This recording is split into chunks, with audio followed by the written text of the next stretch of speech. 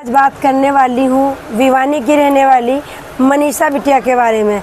अभी तक मनीषा को इंसाफ नहीं मिला है। कब मिलेगा आखिरकार एक भोली भाली मासूम बच्ची को इंसाफ? हम आवाज़ उठाने आए हैं मनीषा के लिए।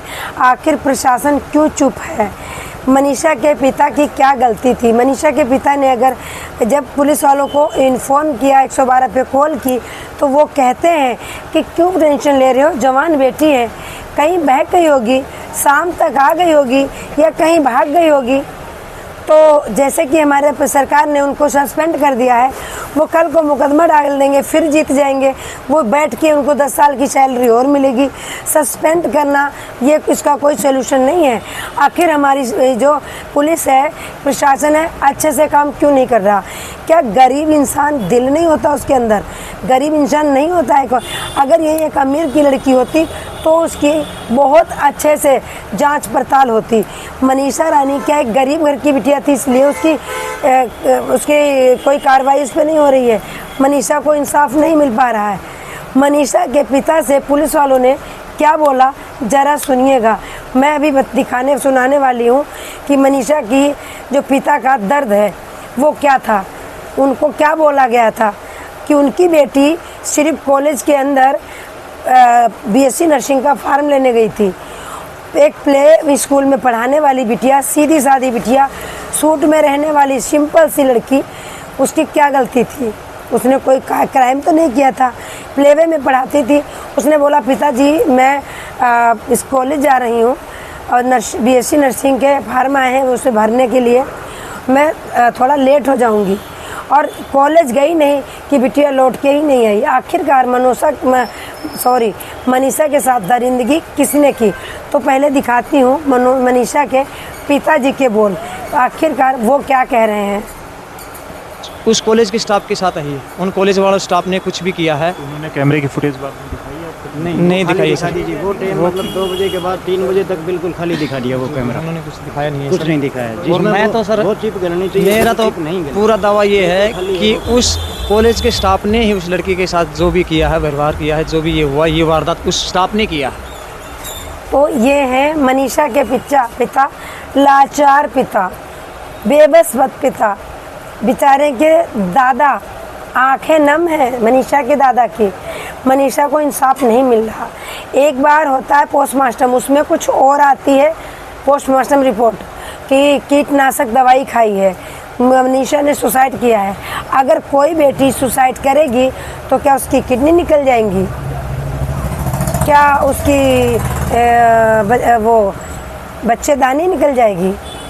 तो उन्होंने सुसाइड नहीं किया। मनीषा को न्याय देना चाहिए और हम सब मनीषा के साथ हैं।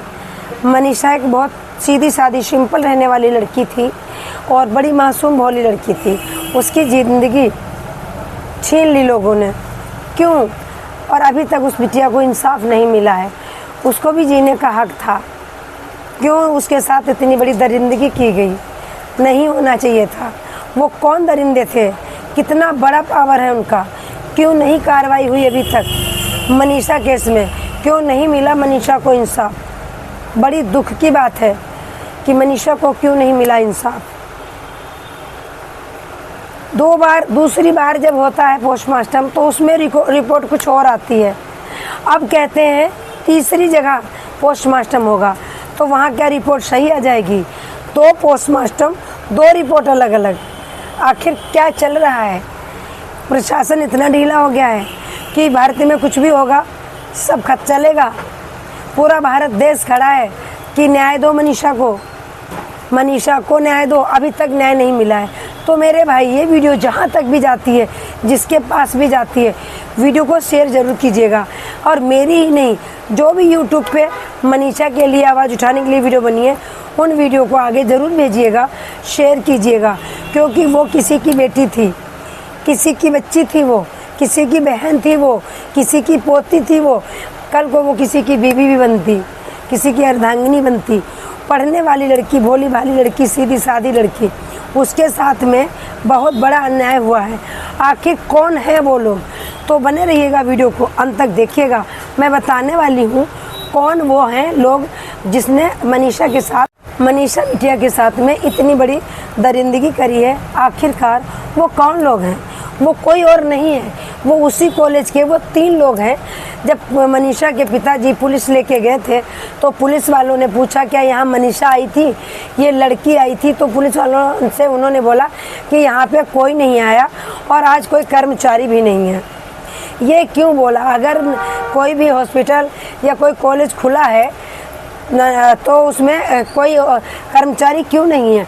और जैसे कि बताया जाता है, मनीषा के पिताजी ने बताया, वो कर्मचारी जो थे वो सब नशे में टल्ली थे, दारू पी रखी थी।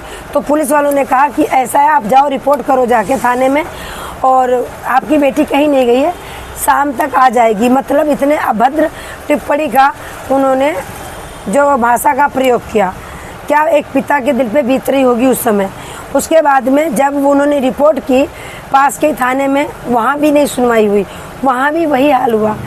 तो जो किडनी और बच्चेदानी, श्वास नली की बातें हो रही हैं निकालने की, वो कौन निकालेगा?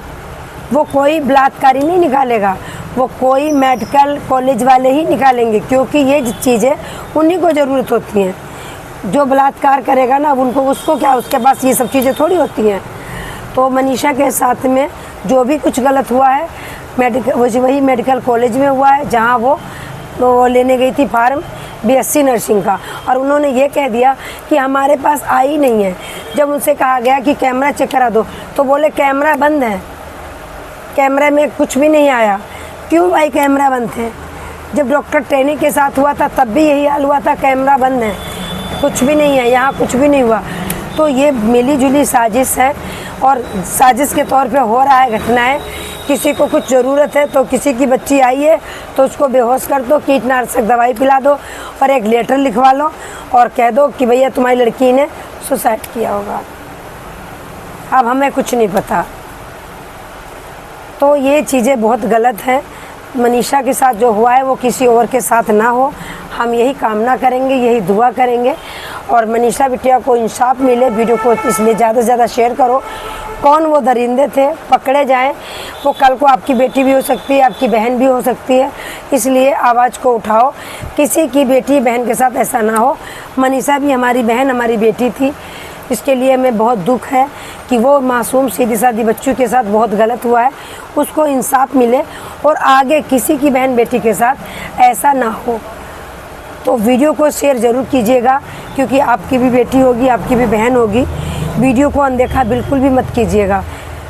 तो ज़्यादा से ज़्यादा शेयर कीजिएगा, सबसे दुआ है।